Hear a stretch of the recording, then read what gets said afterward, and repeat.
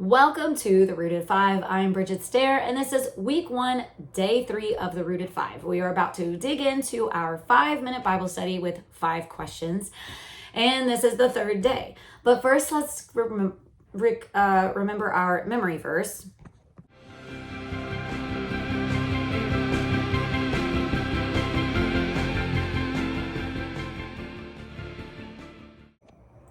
Welcome to the Rooted 5. I am Bridget Stair, and we are about to dive into our 5 minutes of Bible study with 5 questions. But first, we are going to review our memory verse, which is Genesis 1:27.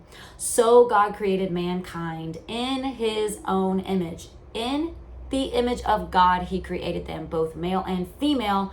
He created them. Again, that is Genesis 1:27. So God created mankind in his own image.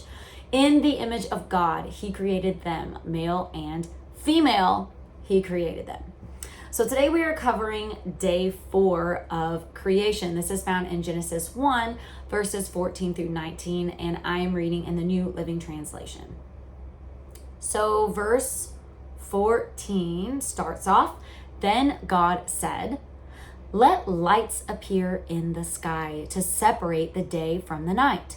Let them be signs to mark the seasons, days, and years. Let these lights in the sky shine down on the earth.' And that is what happened."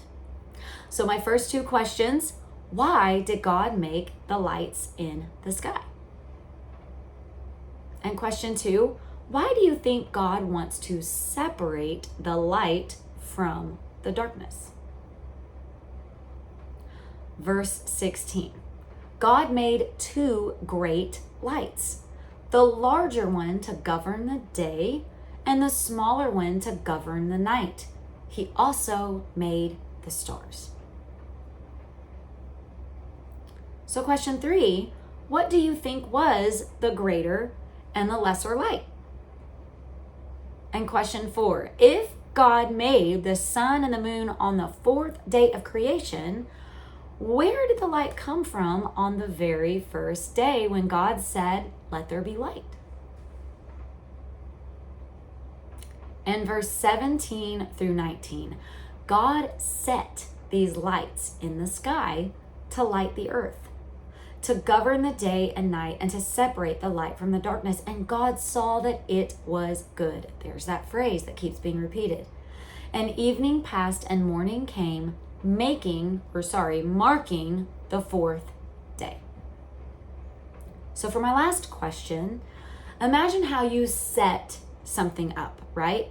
You might set up your action figures or set up a Barbie house, okay? You might set things on your desk, or your parents ask you to set the table.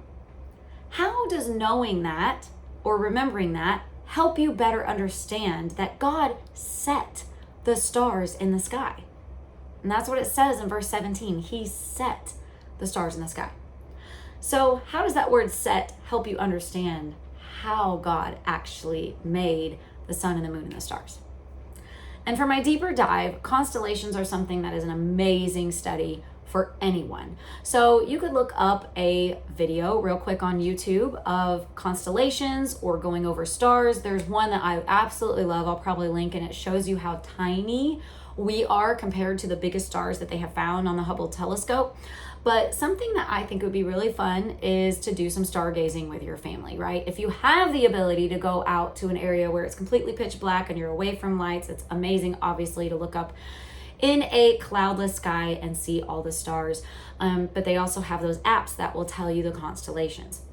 Now, for my grown-ups or my parents, okay, a deeper dive for you might be to look up the podcast Blurry Creatures. They interviewed a man named Troy Brewer. He is a very strong Christian, a missionary. He rescues children that are trapped and in slavery.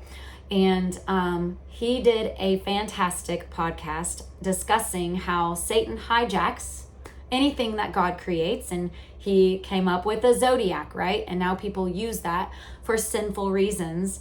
But the cool thing is he goes through the constellations and is like, actually the constellations and the names of the constellations tell the story of Christ. They tell the good news and the gospel of Jesus Christ. So it was really neat listening to that and doing that deeper dive, listening to his explanation, because who doesn't want to learn about the actual story that God set in the sky? Okay, God is a storyteller. We know that from the Bible. So why would he not also tell his beautiful story, the story of the gospel, in the heavens? So I'm going to link both of those videos down below, the constellation video, and then maybe a few of those apps where you can look up the constellation, and the podcast by Troy Brewer. I hope you enjoyed day 3, and I will see you tomorrow for day 4.